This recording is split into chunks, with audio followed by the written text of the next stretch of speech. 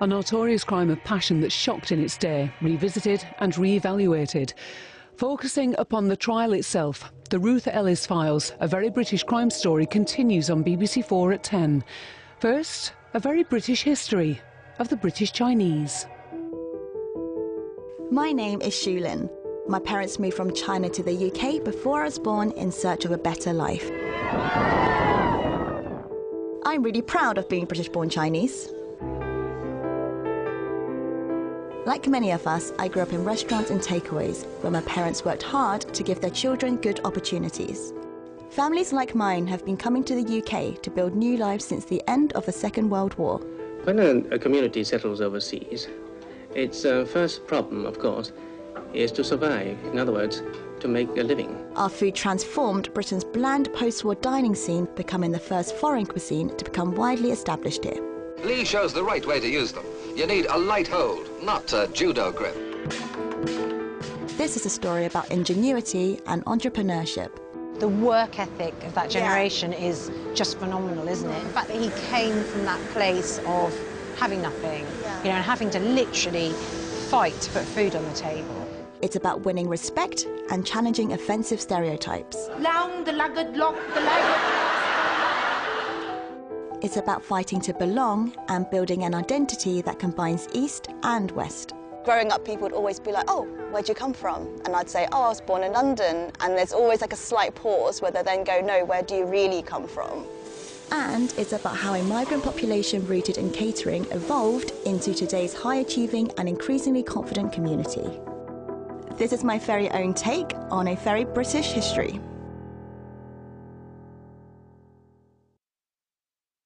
Hello, and who is ready for a new dim sum video in London? For the past 3 years, I've been working as a professional online vlogger, specialising in food, travel and culture reports from all over the world. The purpose of this video, as you can tell from the title, is to go through the dim sum do's and the dim sum don'ts. One way or another, food has always been a big part of my life. I've many childhood memories of moving around different Chinese takeaways on the south coast. I've probably moved about 15, 16 times at least in my childhood to like early adult years, depending on what takeaway was available for us to move into. Next station is Lansing. So here we are in Lansing Station, and right opposite is J Garden, which is my first home here. So I moved here when I was 6 years old, and it's not changed. It's still called J Garden 20 years later. Growing up in a takeaway was such a weird experience because you were just one Chinese family in a very, very small neighbourhood.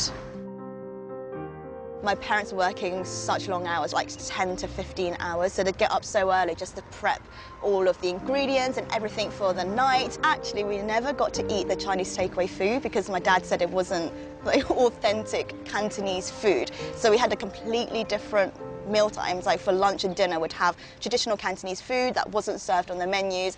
And I remember for, I think it was my 12th birthday, I asked as my birthday present if I could have duck pancakes and like Chinese takeaway food and chicken satay with peanut sauce, and it was such a treat.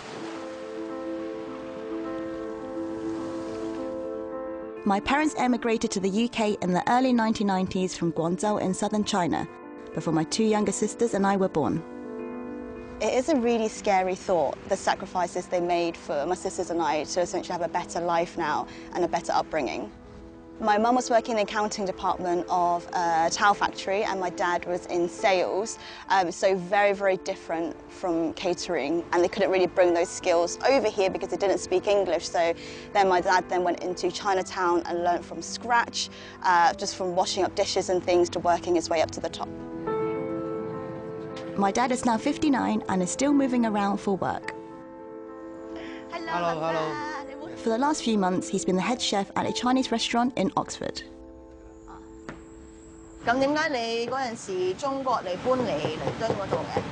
嗰陣時去匈牙利留學啊嘛，就攞咗 visa 嚟英國啊嘛，咁喺英國嚟咗英國第3日，覺得就唔係嚟到英國第3日就喺唐人街做工，咁做咗一段時間咧，覺得即係英國英國生活比較適合啊，我哋咁樣試下出世啦。咁你出世之後咧，後就想即係我好中意細路仔嘅。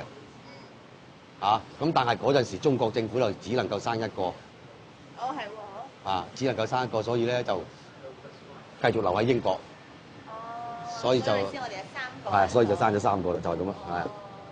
我嚟到英國第3日就去唐人街做工，就做最低層嘅，做我哋叫做打雜，咩辛苦工啊、洗碗啊、搞清潔啊，乜都要做，就都直落，淨係開工時間啊，都11個鐘頭嘅，下午5點半到凌晨4點半鐘，中間冇得休息嘅。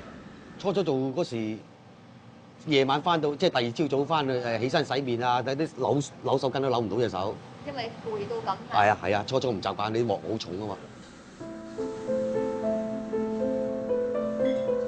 My family's experiences have much in common with those of many other Chinese people who've emigrated to Britain since the Second World War. I want to find out more about why people came here and how a community established itself. When a community settles overseas, its first problem, of course, is to survive. In other words, to make a living. Now, how do we Chinese tackle that problem? In the 1940s, there were only a few thousand Chinese people settled here. Many had previously worked as seamen and went on to open hand laundries, one of the few trades they could easily find employment in. The easiest way to start independent business with no capital at all is to get a large bucket, buy a large slab of soap, and start to take in other people's washings. But the UK was about to experience a major influx of new arrivals, caused by violent upheavals in mainland China and the knock-on effect on the British territory of Hong Kong. Nearly 750,000 terror-stricken Chinese have sought safety under the British flag in Hong Kong, and many are the heart-rending scenes witnessed on the island. Both mainland China and Hong Kong had suffered dreadfully in the Second World War from Japanese invasion and Japanese aggression. And then when the war ended, of course, China went into civil war. The communists were fighting the Republic of China to take power, and that meant lots of refugees flooded into Hong Kong. And that flood would continue over the next decade following the takeover of the country by Chairman Mao's communists in 1949. Hong Kong, Britain's island colony, clinging to the flank of Red China. Here, the flow of refugees from the mainland is an indicator of the Chinese people's mood. The influx of nearly 1 million in 10 years at an undiminished rate points to continuing discontent on the mainland for the vast numbers who have fled China's communist new order. Geography and geopolitics have made them the responsibility of this British colony.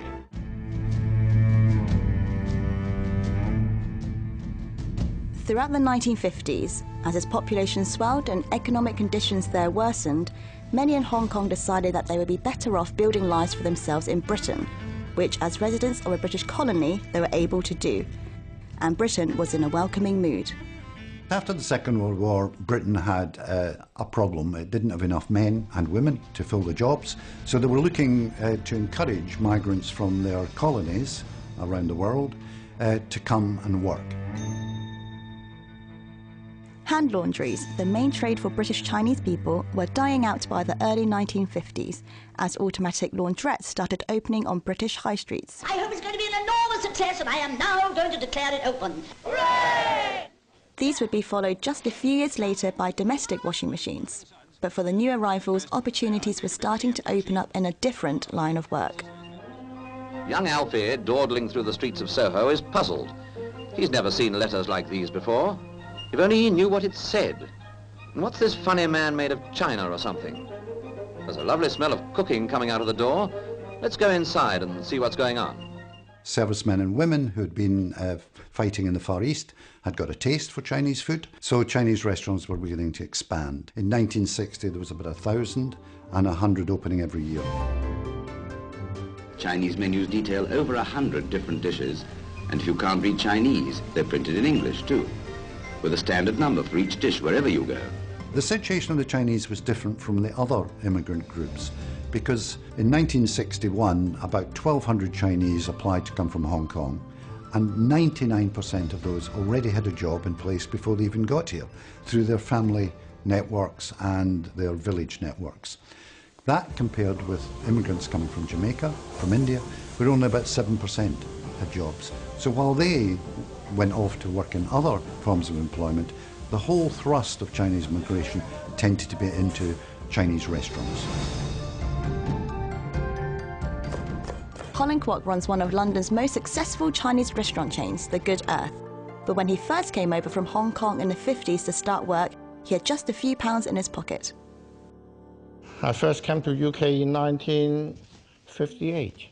After 2 wars in China, I find real peace in London. Hong Kong was really a bit chaotic because of the immigrants from China.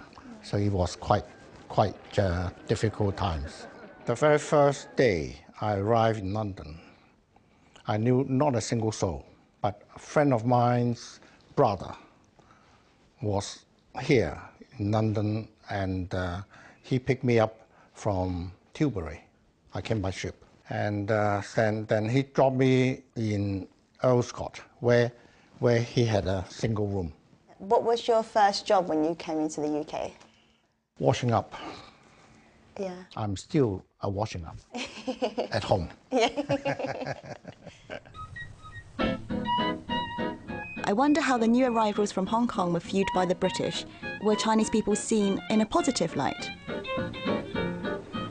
In the late 19th and early 20th centuries, small hubs of Chinese homes and businesses known as Chinatowns had developed around the port areas in Liverpool and London, catering for the many Chinese seamen passing through. Many fields and poplar and Chinatown for me. In particular, London's Chinatown in Limehouse was often depicted by the British media as a den of vice and villainy.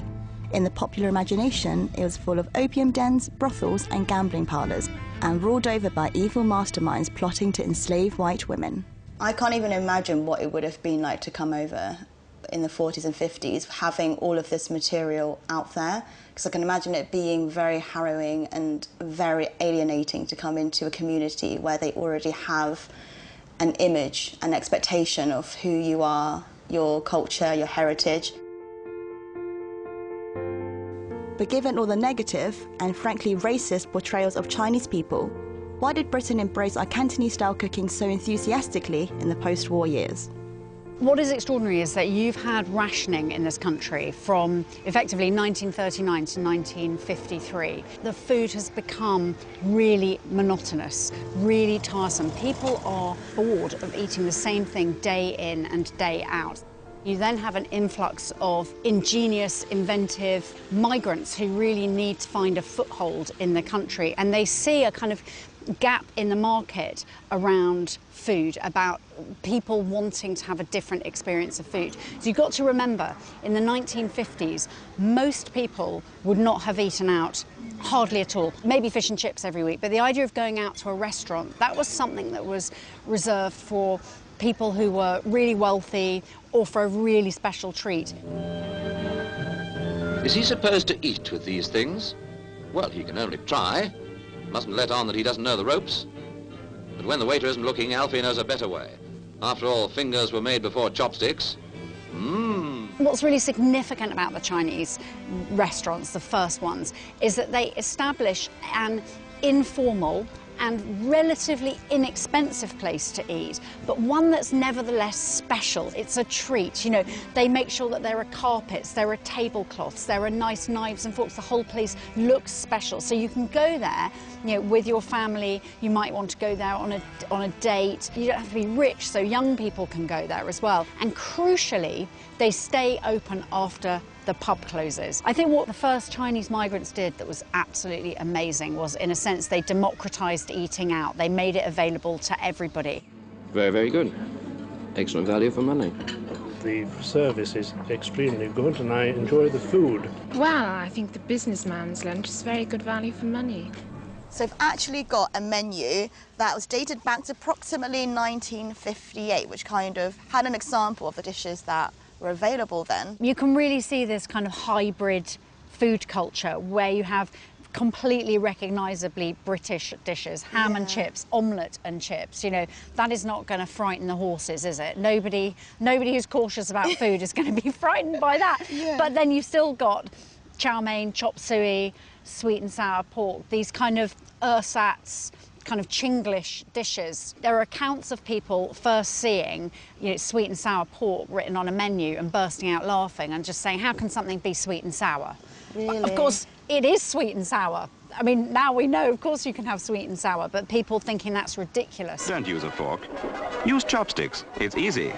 Or so they told these other holiday makers at a Clacton holiday camp. More of the British public got to sample so-called Chinglish food at the end of the 50s when Billy Butland started opening Chinese restaurants at his holiday camps. There were even competitions to get campers used to handling chopsticks. Now look at that lady's stroke play. Yes, it does taste good. He wouldn't know, of course. He hasn't started yet. Hey, what's this? He's really mixing it now.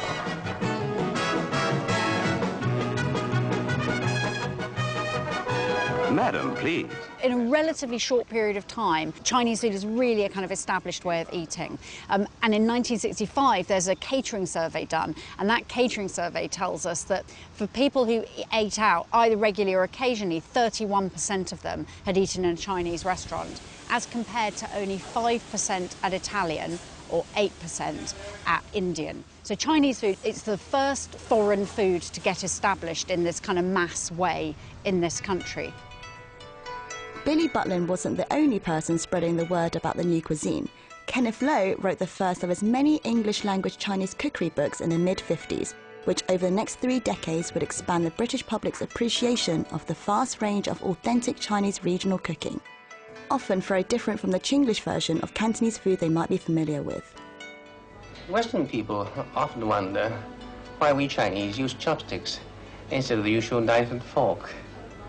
Well, the answer dates back to Confucius. There's so many things in China dates back to Confucius. He once said that a man of virtue will never live or go anywhere near to the kitchen or the slaughterhouse because he doesn't want to hear the killing of animals or to see the meat being carved and sliced up. And that's why in China, the slicing and carving of meat has never been allowed onto the dining table. Kenneth's daughter Vivian remembers how challenging it was in the 50s and 60s for her father to recreate Chinese flavours from what was available on British supermarket shelves. Of course, there were no ingredients at that time. It wasn't so easy to even get soy sauce in those years. It wasn't in Tesco's and it wasn't in the ordinary supermarkets. So he spent a long time trying to recreate different sauces through local ingredients. So HP sauce, I think, was a key ingredient. Peanut butter. I mean, we want sesame, but peanuts are okay. Up until the mid-60s, the vast majority of Chinese migrants in the UK were single men, and mixed marriages were common. Vivian's mother was English. When we first came here, apart from being short of capital, we were also chronically short of women. The result was that many of us domiciles here have married English girls. And many people wonder how these mixed marriages have come out. Well, from the facts and figures seem to show that they've been quite successful. Well, I want to know something about that because I married an English girl myself. By the 1960s, Kenneth Lowe had become an established figure in the UK through regular radio broadcasts and television appearances. Dad was pretty much a chain smoker. And so he would be cooking on the wok with a cigarette hanging out of his mouth. And he would never tap the ash, so I'd be sitting there watching this ash just curling over, about to drop in the wok. And I'm thinking, Dad, you can't do that. He just seemed to be a rather shambolic chef to me as well. And that's because he wasn't a great chef. He was an appreciator of chefs. He was somebody who loved the world of cookery and delivered its finer messages to the British public.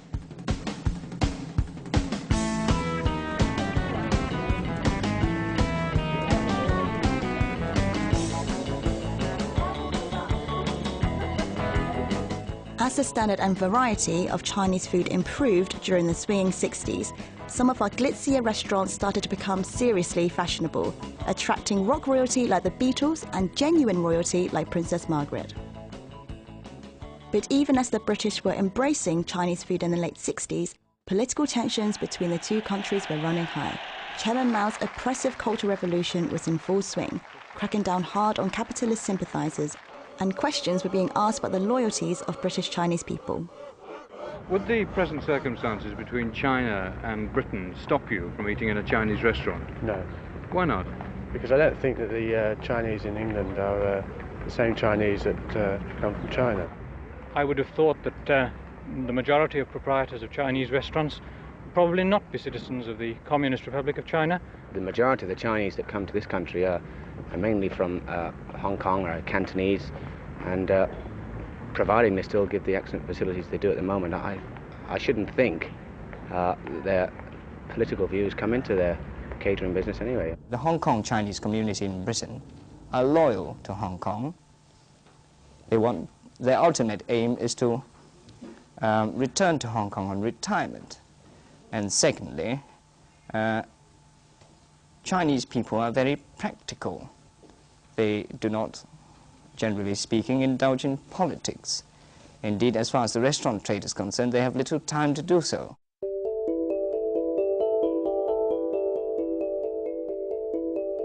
It seems to me that by avoiding political controversies, Chinese migrants were able to concentrate on building their communities. And as a single men married British women or were joined by wives from Hong Kong, family life became more important and a new hub was needed for the growing community.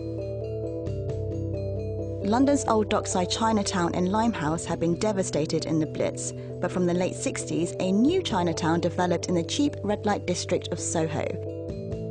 To this day, Chinatown is a magnet for Chinese people like me scattered across the UK. Chinatown was such a special place growing up because we didn't get to come here very often. It was a place for us to come and have dim sum. We got to try all the different food that we didn't get back at home. And we got to see people that looked more like me. Even in like the local shops, so we could hear like Chinese music and Chinese CDs and newspapers, magazines, because we didn't really get to buy that back at home. So it's a good way of like reconnecting with a different side of the culture. Fei Liu has owned several restaurants in Chinatown over the years and has vivid memories of growing up here in the 1970s. In the early days in Chinatown, right, we all knew each other, right? I would know the next door restaurant or something. It was like a neighborhood because everyone came from Hong Kong, so we knew that you're either a Man or you're a Liu or you're a Chang. It was a small knitted community. This was where my dad's minicab office was. Oh, yeah. In them days, there were a lot of nightclubs, like the Empire Discotheque. So they weren't casinos, they were nightclubs. So all the people used to wear the Bombay flares, the wing collars, and they used to come about from about 9 o'clock to 4 in the morning. We used to be busy. They used to come here, and then we didn't have any radios, and hire a taxi to go home. Yeah. But then my dad had a bit of gambling instinct, so he opened a mahjong club as well. Oh. So it wasn't just minicabbing, it was a mahjong club. Mahjong has been popular in China for hundreds of years and is usually a four-player game with similar rules to the Western card game Rummy. But as Fei's friend Wing remembers, the Mahjong clubs were a far cry from the feist dens of Limehouse legend. In those days, there was a few gambling dens in Jerry Street, you know, but it was not as bad as you think those gambling dens. It's actually a family gathering place, you know. Okay. Yeah, we would say, where are you going to meet? Oh, in so-and-so gambling den, you know. Okay. And the family children, I used to go down there with my mom, and we do have a cup of tea there.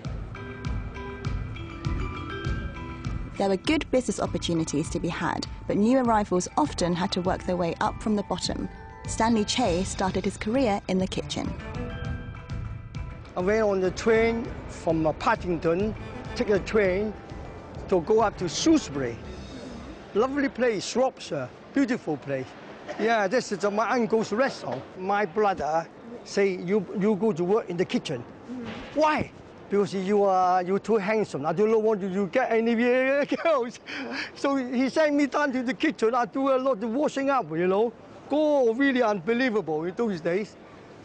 You go cut the potatoes, and those chicken in those days, not like now. So come here, put the hand, cut your hands off, cut the hair off, cut the legs off, get the legs off, I cut everything off, you know, and then you unplug inside, called smelly. He said, no, I've been doing it for almost 2 years, you know. At that time, the community was clamoring for authentic Chinese ingredients. Stanley spotted a business opportunity, and in 1975 he opened the Siwu supermarket. It soon became a Chinatown institution and has since grown into a multi-million-pound business.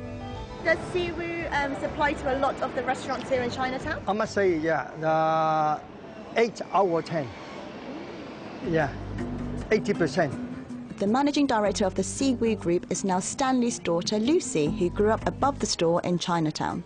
We were, in fact, the first importers of pak choy in the UK. People would be queuing around the aisles because of some of the ingredients we've got here in store that they just can't get from anywhere else. So what are your favourite childhood memories in Chinatown? Oh, so standing up in the kitchen, as it was then, which was just up there, and a Chinese New Year, and of course you get a bird's eye view, so when the line's jumping up, you see them like literally front on, so I remember that really well.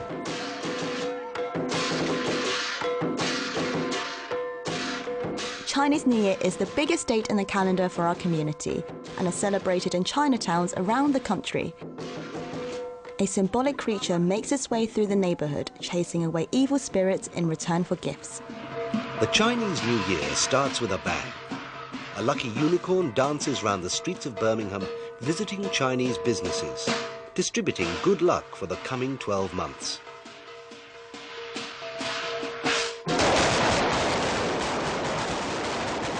But even as Soho's Chinatown and its traditions were being established, prejudice and abuse from visitors was sadly all too frequent. There's a lot of racism then, yeah, if you don't mind me saying, and a lot of people used to say, you ching chong, wong wong, and this and that. And I remember few incidents, like I explained to you before that we know everyone here. Yeah. Someone called someone's name, the waiter come out from this restaurant, and the waiter used to come out from this restaurant, and they used to fight with English. The only way we can deal with them is, I'm afraid, sometimes, we have to, use violence, You either pay up or you don't leave this restaurant, That's what my father's generation used to do. I'm afraid in the 70s, in the early 80s, still does.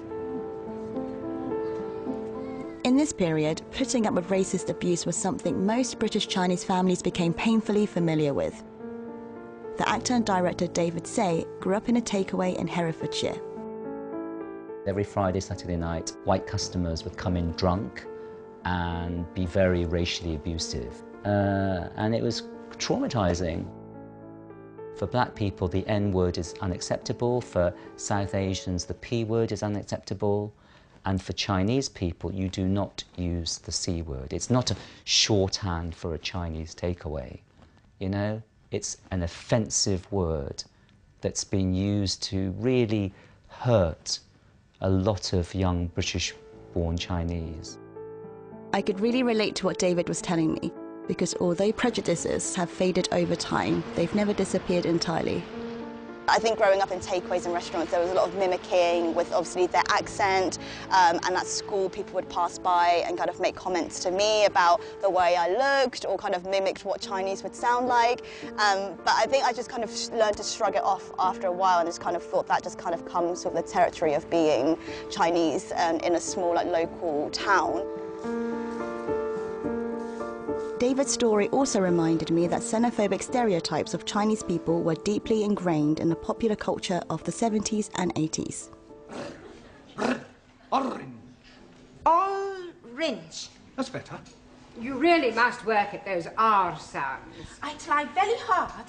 Try saying, "Round the rugged rock, the ragged rascal ran." Round the rugged lock, the ragged...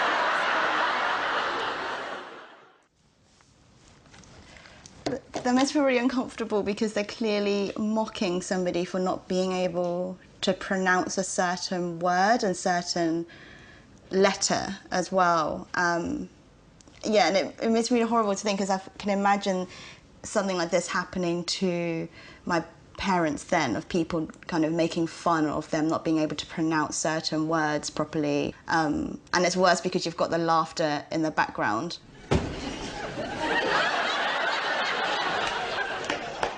Is that your national costume?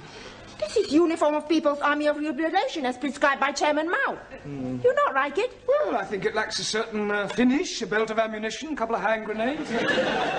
I think it's really disturbing to think that that was the everyday norm back in the day, and a lot of people would consume this type of media, and their main takeaway, excuse the pun, would be that this is how you would treat other people who don't look like you. What's this dish called? In English, it's called politician's pudding.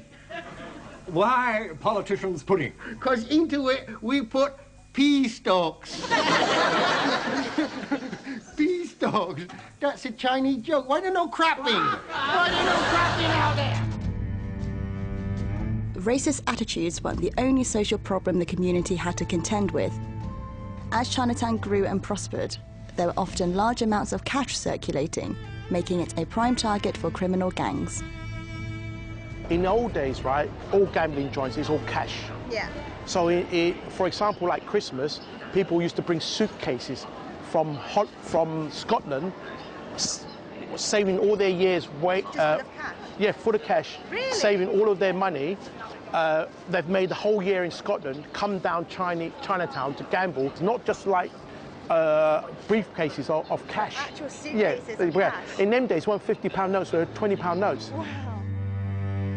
In 1982, a gang tried to extort some money from Faye's father's gambling joint with fatal results. My father paid them £500, and after, when they came back to collect the money, they were scared because we had security then. So they put a chain around the door and threw 2 fire bombs, petrol bombs, and there were 7 people inside there, and they were burnt alive.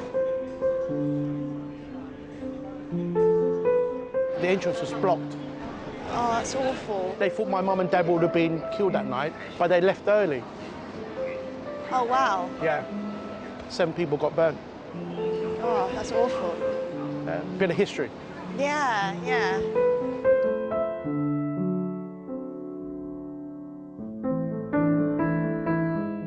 This terrible incident wasn't widely reported at the time, perhaps reflecting the way the Chinese community was still marginalised by wider British society.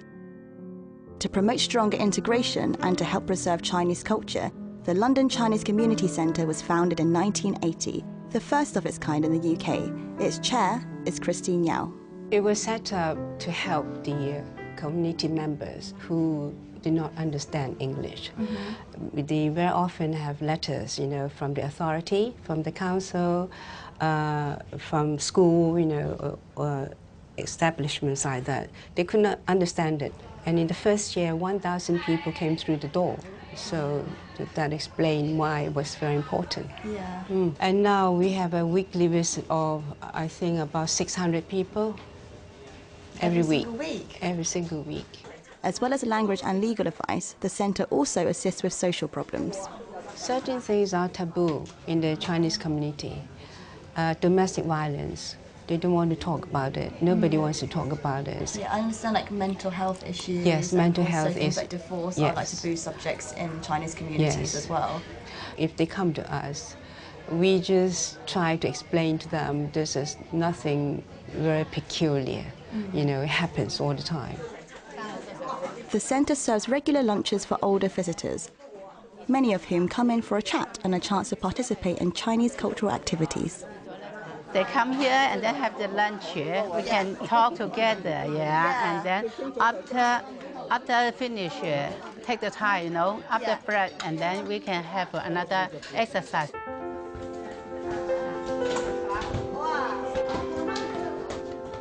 There are all sorts of classes on offer here, from Chinese dancing and opera singing to calligraphy and painting. 1, 2, okay, think. Up, all the way. I just attempted a traditional folk dance, but as you can tell, it was a lot more difficult than it looks, and the moves are also intricate and delicate and beautiful, but I had a bit of a hard time trying to learn the exact moves. Mahjong remains hugely popular. I got one guy, my friend, 92 years old, play mahjong sharp as a needle. His eyesight very good. The way he does his mahjong, very fast. He put up the bricks, very fast. When you play mahjong, you don't have illnesses, you don't have pain, because your whole mind concentration is on the mahjong.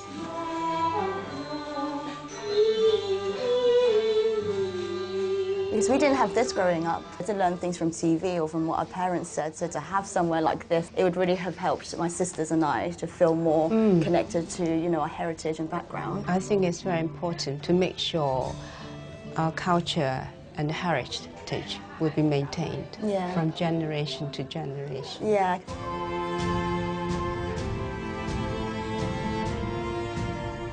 In the 1980s, Soho's Chinatown consolidated its place at the heart of the UK's Chinese community, acquiring its impressive gates and its pedestrian zones. These were boom times for Cantonese food. Mainstream supermarkets started stocking Chinese ingredients and developing their own brands.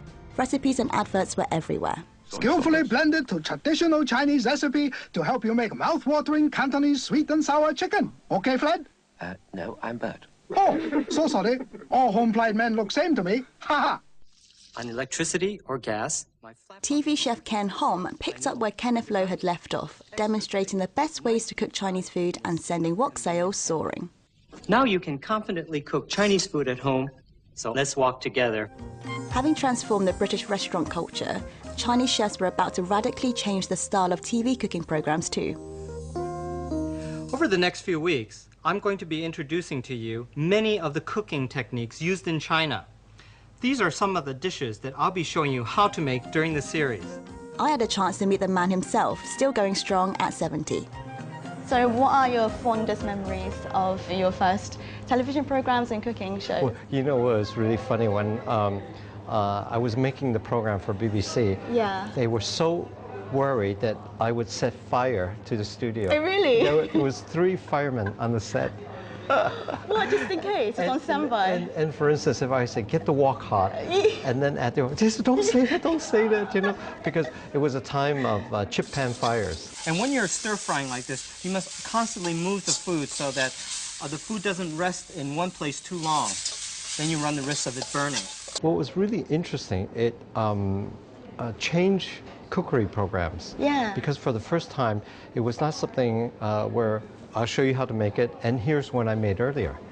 And in fact, one of the biggest problems was that the producer and director would say, you've got to slow down, Ken, because you'll be finished. This is a 28-minute program, and you're done in like less than 8 minutes. Yeah, especially with how quickly the food is. Yeah. And so for the first time, people saw food actually being cooked in real time. Yeah. And it just captured the attention and of the whole country.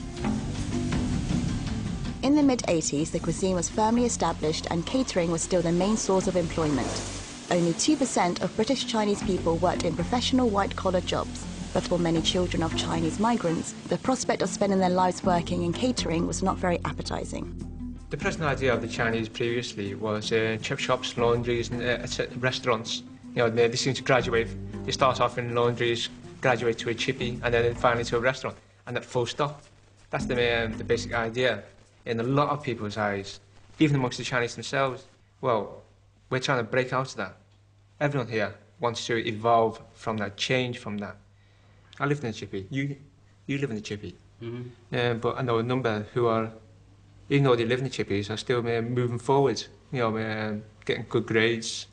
They're hoping to do something with their lives rather than follow their parents into the chippy. Being confined to a Chinese takeaway for the rest of your life seems like hell on earth. And Chinese families, regardless of class, have been very focused on education. Chinese families look after themselves, the community to some extent, but it's a very family-oriented society. So they're really looking to the education of their children, and that's going to show in terms of the aspirations of the next generation. The views my own parents held about the importance of education seem to be typical of those of many first-generation Chinese immigrants. They always drummed into us, you know, the value of money and how hard you have to work for your money, which was why they were so strict on us for our education, because they'd always say, we don't want you to end up doing this. We don't want you to work in a Chinese takeaway all these long hours, so you have to work very hard at school to kind of make all of these long hours and the sacrifices worth it.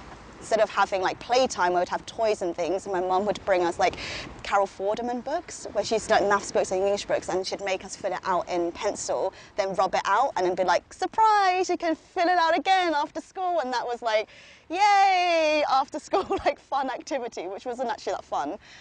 But she'd entice us with like food and gold stars, so we did it in the end. Hannah has been my best friend since my primary school days in Lancing. She remembers just how strict my family were with our education. We had a big group of friends, and if we wanted to do something on a Sunday, she had Chinese school, so she couldn't go. Things like sleepovers were a lot stricter with you. I know that homework and doing extra work was a lot stricter in your household than mine. Hannah has vivid memories of me waitressing as a teenager in the Lancing restaurant my parents took over after a few years of running the takeaway.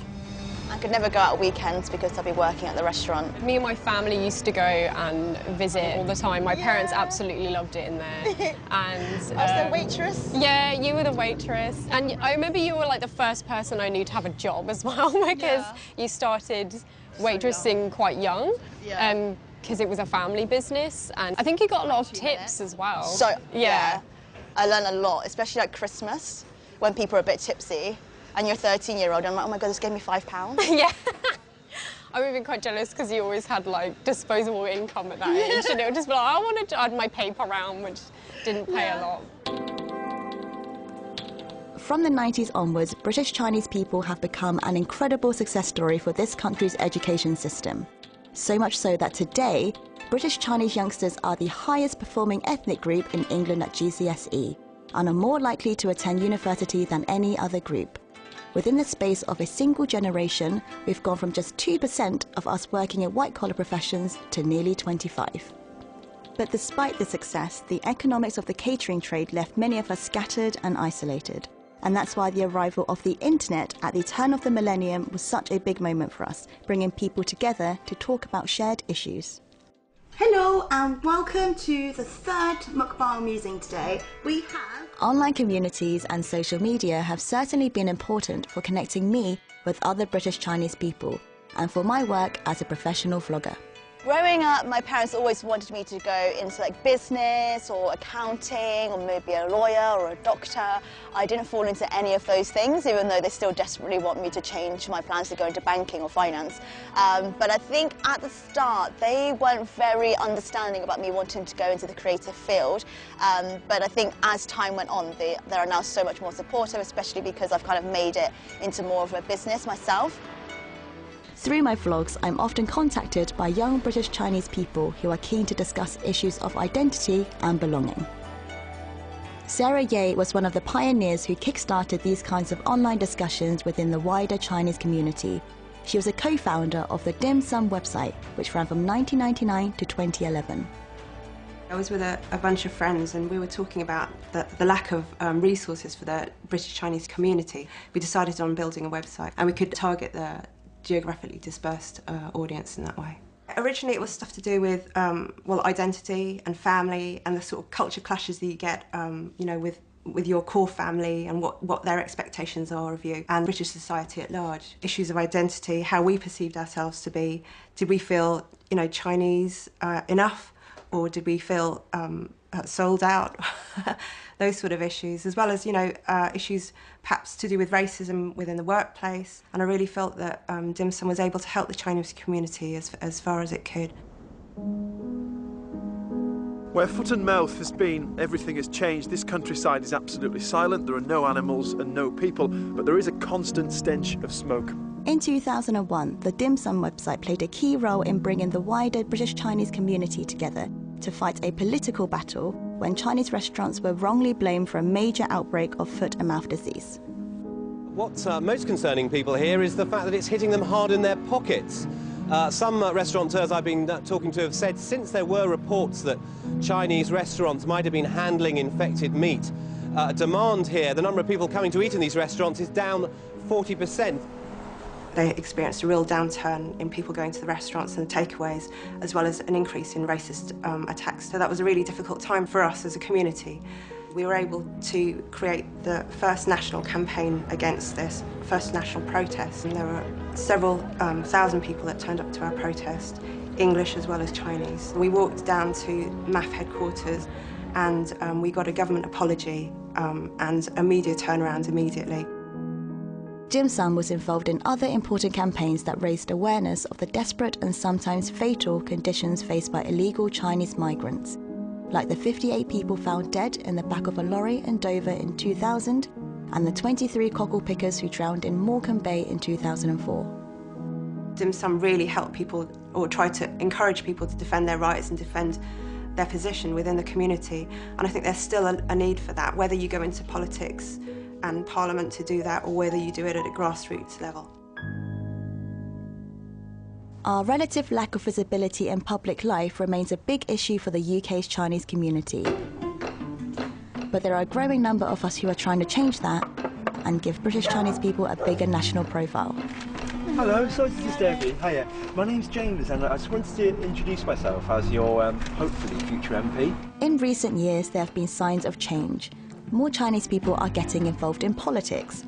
People like James Chan from Merseyside, who stood in the 2015 general election.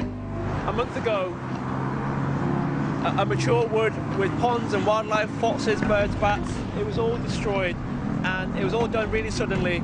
The residents here are really angry about it, they're really upset. I want to give you my contact details so we can help raise this issue. Whether I win the election or not, it's something... But we've still got to keep doing something about it. Exactly, because someone has to answer for that. I first thought about the idea of going into politics sometime when I was a university student.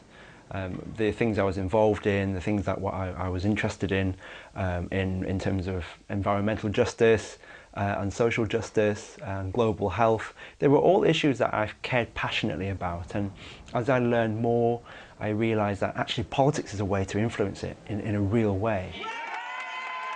Ultimately, James was defeated in the 2015 election, but I think that his willingness to put himself forward is an encouraging sign that British Chinese people are becoming more willing to speak up for their political beliefs.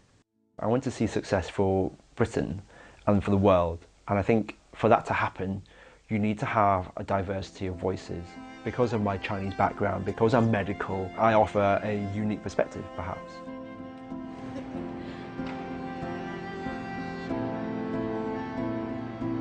I feel it's really important for British Chinese to participate, to voice out.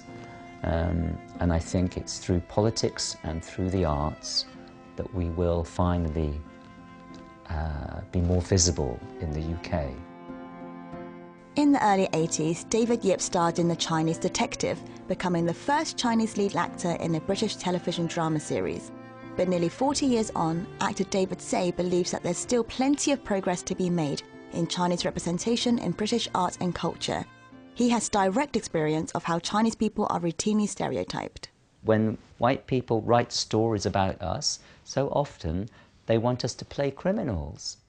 And it just creates this really very racist and ridiculous and wrong impression of us. As a young adult, when I used to go clubbing, people would just come up to me and say, "Do you have drugs?" I mean, just because of this racist assumption that Chinese people are criminal. David was the founder artistic director of Yellow Earth Theatre, which was set up in 1995 to give a greater platform to British East Asian actors, as well as directors, writers and designers. Yellow Earth Theatre was necessary so that, thank goodness, you know, the 3 years of drama school training weren't wasted. You know, you don't end up just playing martial artists or waiters or, you know, triads and criminals. You know, for the women, prostitutes and, you know, all these very negative things that white writers, directors, producers and so on feel that are acceptable to portray us. They're not acceptable. Our contribution to the history of the UK is as valid and vital as anybody else. We're here, we've been here for a very long time. The first recorded Chinese visitor was during the court of James II. So don't tell me any period drama on the BBC or anywhere that you can't include people of Chinese descent. Because historically we've been around, but our history has been kind of erased. And if you look at BBC EastEnders or The Archers on Radio 4, British Chinese have still been rendered invisible. I think it's time for that to change. It really is, because otherwise we're forever being treated as other, as if we don't belong. We may still be fighting for better recognition across British art and culture, but our cuisine is now better appreciated than ever. Hello, everyone! The days of Chinglish menus are far behind us, and the vast range and sophistication of Chinese food is now justly celebrated. The Golden Chopsticks Awards were set up to honour the best of the UK's Chinese and East Asian cooking. We move on to the Golden Chopsticks Best Takeaway Award. I know. Times have moved on as our community has thrived, and now we're in a position where we can show the world, you know, the kind of the food that represents us. Yeah. And there's so many different regional cuisines. I mean, when I first came to the UK, you know, in the 90s, Shaoxing rice wine wasn't available. We were lucky if we had coriander, you know, if we found coriander in the supermarket. How far do you think Chinese food has progressed since the kind of cheap and cheerful days in the 50s and 60s to the present day? What you've seen in the last sort of 10 or 15 years is a real opening out of China in the British restaurant scene. So there's been a lot of foreign students coming, chefs from different regions. Yeah.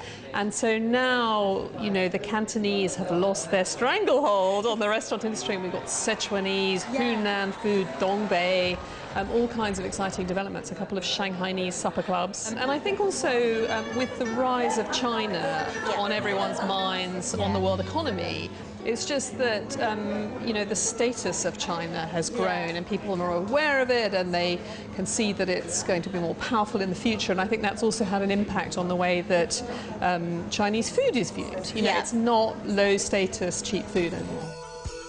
China's rising status and the relaxing of its emigration laws has meant that most recent Chinese migrants to the UK, particularly students, have been from the mainland rather than Hong Kong.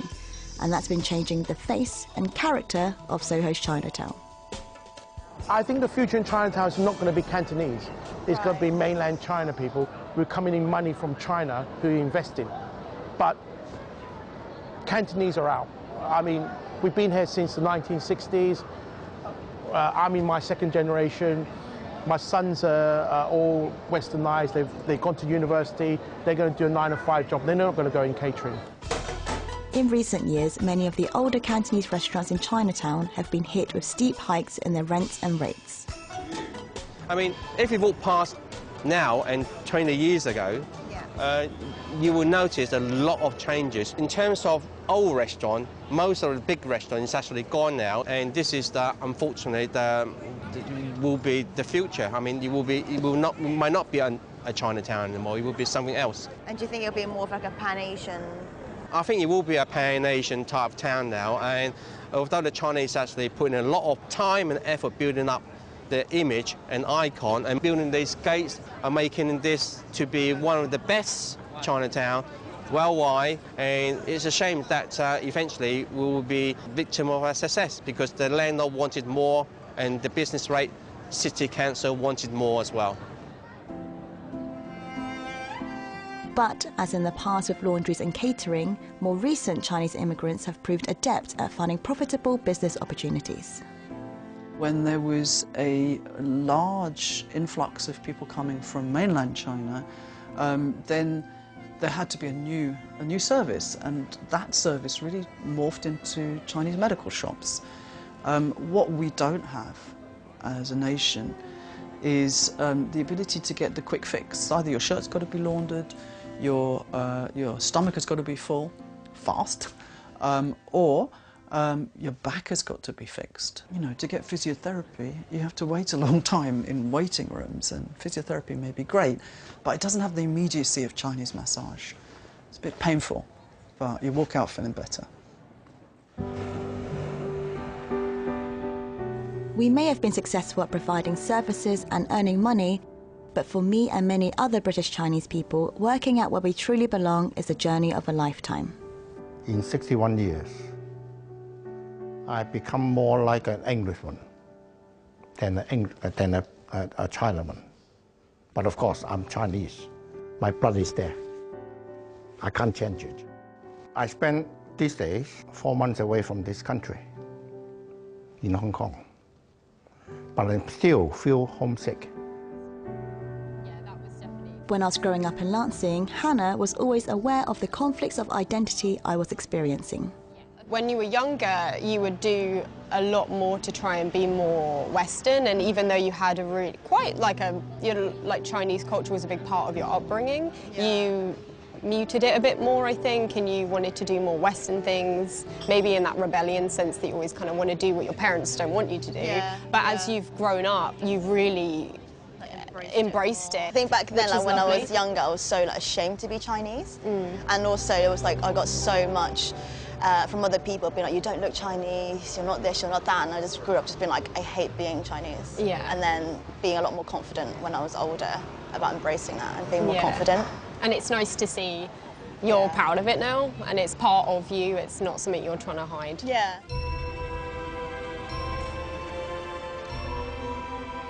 I didn't get to visit China until I was a teenager, but nowadays I try and go to Hong Kong at least twice a year. The reason I'm here today is to try a traditional Chinese dress called a K-pop. It's a traditional Chinese body-hugging dress that originated in the 20s in Shanghai. It feels really good to connect more strongly with the Chinese side of my heritage, and I think a lot of other British Chinese people go through a similar process of finding over time that they can be proud of both parts of their identity. Today there are over 430,000 Chinese people living in the UK. Since starting as a small Chinatown community event a generation ago, London's Chinese New Year celebrations have become the largest of their kind outside Asia, attracting hundreds of thousands of visitors. It's amazing here at Chinese New Year. You just can't get down the street. You know, it's just absolutely rammed. But that's really lovely too, because you can now see as well, you get so many Westerners coming up. You know, Chinese New Year is the first proper festival in the UK calendar, which is so exciting. Another highlight of the calendar for British Chinese people is the annual Dragon Boat race held in London's Docklands. Particularly for those with roots in Hong Kong, it's a great way of celebrating that cultural fusion of East and West. Dragon boat racing actually can be dated back to Chinese folklore 2,000 years ago. Back in 1970s, Hong Kong started organizing this international dragon boat festival every year. So it's sort of like mixing this Chinese culture with a sports, international sport. It's full of energy and full of colors, and you see the noise and also the drums and all the excitement. Making this film, it's been a real privilege to meet so many people who have played a part in building and connecting the Chinese community in Britain, and who've overcome poverty and discrimination to establish themselves and their families here. It's really gratifying to see the ways our food has been embraced in Britain. But it's also great to see how for many of us, catering has been a means to an end, giving us opportunities to branch out and take on so many other roles in modern Britain. Half of us are police officers, police staff, all police officers, most of us. Is this your first time racing? Fourth time. Getting 16 people plus a drummer in one place, it is very challenging. It's a great way to unite people together and also really promote awareness of Chinese culture within our organisation, as well as also basically being present in such a huge community event. I really want to do it now, so maybe you should do it. To get involved. You should do it. That will get you fit, that will get it out there and get you connected with your community. So it's great. Plus you get some Chinese food as well.